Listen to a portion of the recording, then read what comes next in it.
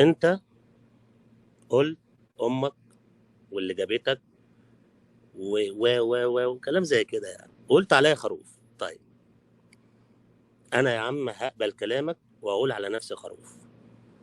خروف ان انا طلعت على منصة زي ديت وطلعت مراتي جنبي واللايف مليان ناس، رجالة وستات، ومراتي قاعدة جنبي وبتقول أح ودح وبح ولح ومح ودح والكلام ده كله، وأنا المفروض جوزها. ففعلا أنا خروف. أنا خروف علشان أنا بصحى العصر بعمل فنجان القهوة أشربه في القهوة بتاعتي، وأمي الشقيانة اللي تعبت فيا وربتني وخلتني أكبر بتصحى من 6 الصبح طالع عينها في القهوة. ففعلا أنا خروف. أنا خروف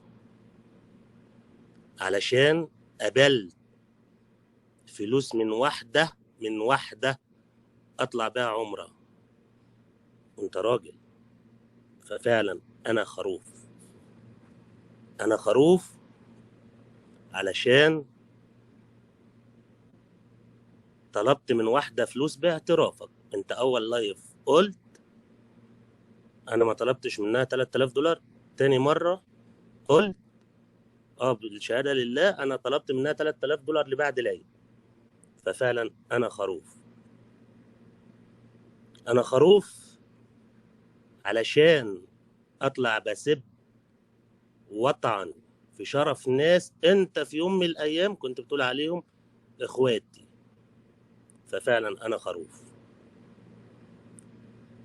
أنا خروف علشان أفترى على الناس بالكذب والظلم وبقول على نفسي.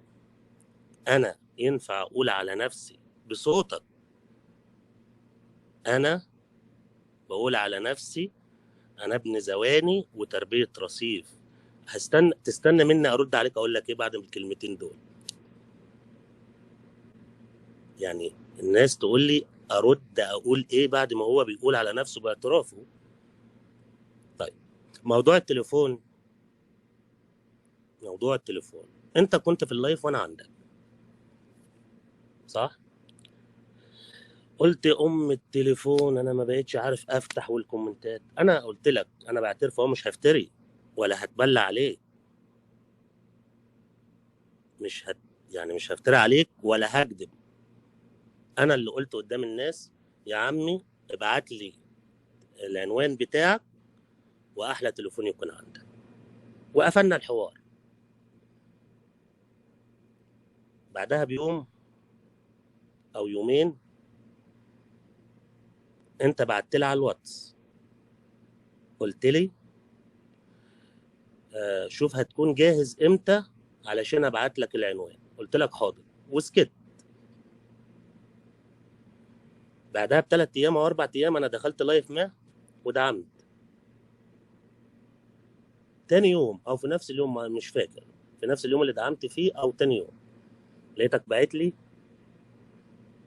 على التليفون بتقول في لايفك ان انت عارفني من اول يوم ان انا بتاع نسوان وان انا جاي اشوط نسوان. انت بتقول ان انت عارفني. اطلع المحادثات الصوتيه اسمع الناس انت بتكلمني ازاي. انا خروف. اسمع يا محلاوي الكلمه دي. انا خروف علشان عارف ان في راجل عامل نفسه ست في وسط اخواتي او اللي بقول عليهم اخواته بخاف عليهم، ومنهم الله. مراتي. الله يا جبل. ومنهم مراتي اللي بتقول منوره يا ست الكل، منوره يا قلبي. ده انا خروف. انا مم. فعلا كده خروف. طيب انت ليه عملت كده مع كوكتيل؟ اقول لك انا ليه ولا ادي الناس السكرينه اللي انت باعتها؟ اولا هو مسمي كوكتيل يا جماعه، انا اسف في اللفظ اللي هقوله، مسمي كوكتيل العار. المعرس. مم. تمام. مسمي كوكتيل المعرس، وباعت سكرينه بينه وبين كوكتيل، وكوكتيل بيقول فيها او بيتفق مع محلاوي ان في حد انا ما اعرفهمش، سوسو بعت لوفاء، انا ما اعرفش مين سوسو ومين وفاء، على اون بيشتريه والكلام ده. ولما حصل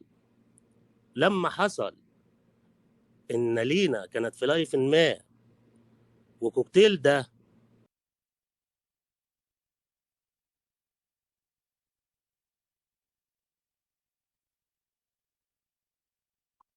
عشان انا ابن زواني تربيه شوارع، بقولها لكم اهو، انا تربيه شوارع وتربيه رصيف.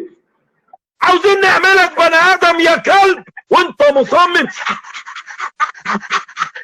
ما انا عاوز اعملك عشان انا تربيه شوارع، بقولها لكم اهو، انا تربيه شوارع وتربيه رصيف. عاوزين نعملك بني ادم يا كلب وانت مصمم. ما انا عاوز اعملك بني ادم، انت مصمم تبقى حيوان وكلب ليه؟